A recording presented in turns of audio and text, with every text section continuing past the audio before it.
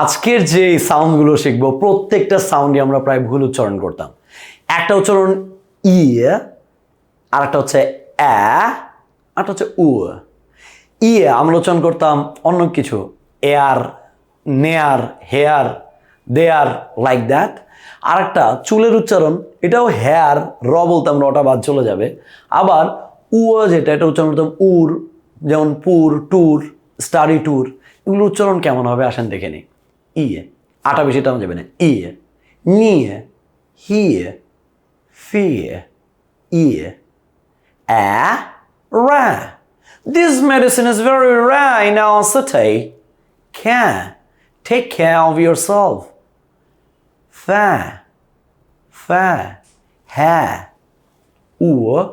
poor, sure, tour. Not sure, sure.